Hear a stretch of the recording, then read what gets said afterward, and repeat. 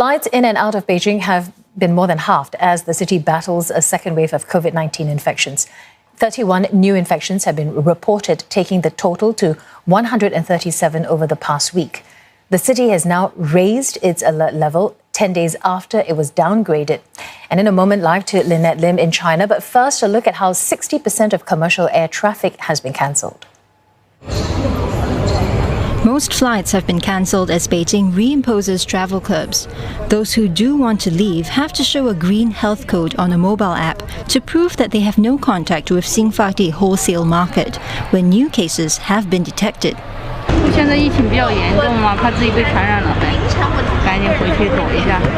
对，今天早上宿舍一起来，宿管就说今天要回家。那你怎么感觉这个事儿呢？怎么感觉这个事儿？能回家好啊。你会觉得安全一些吗？回家？啊，对。去哪儿也不如家。那你现在在北京害怕吗？还可以吧。如果再不回去的话，学校除了老师就剩我自己了。 After 2 months of logging no new local cases, Beijing has reported more than 130 infections in the past week. And all attention is now on the Xinfadi market, a wholesale center that supplies the city with 70% of its fruits and vegetables. Traces of the virus had been found on a chopping board in the market. More than 8,000 workers there have been tested and quarantined. Beijing has also raised its alert level to the second highest. That means schools have been closed. Sports and entertainment venues have also been ordered shut.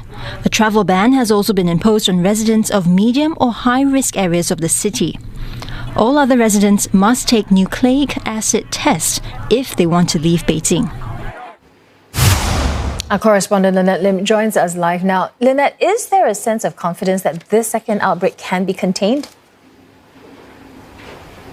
Well, Glenda, there are 2 layers to this, really. You know, for people like me who live in Shanghai, speaking to people who live here, there isn't a sense of mass panic. And we see very visibly how, you know, at the institutional level, the screws are slowly tightening. You know, when you enter or leave your office buildings, for example, there are stepped up checks. And these checks had been just relaxed, you know, for the last couple of weeks.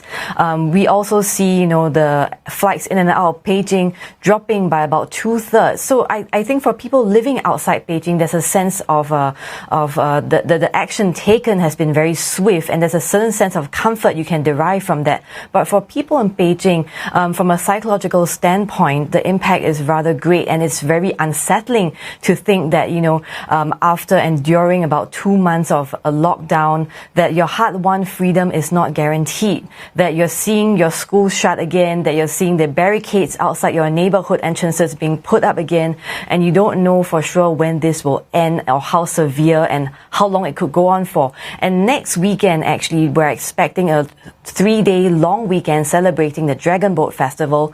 Many people would have already booked holiday tickets, and many of these plans will now have to be cancelled.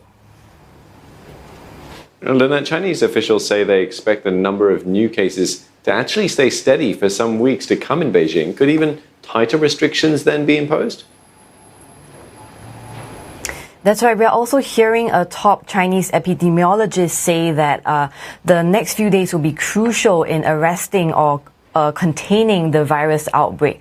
And the good news, according to him, is that so far all cases have been traced to the Xinfadi wholesale market.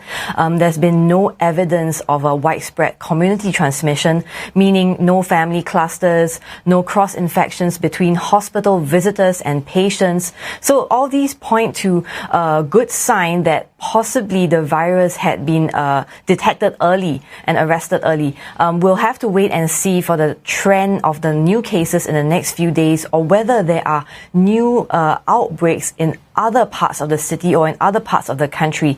And if there are none, I think we can be quite confident that there won't be tighter restrictions called for. The Beijing authorities have also said that there's no need to halt production. So even though that there are some businesses that have been ordered shut, for example, entertainment venues, we're still quite far away from the scenario in February and March where all work came to a complete halt. Okay, Mia, thanks for that. Lynette Lim speaking to us from Shanghai.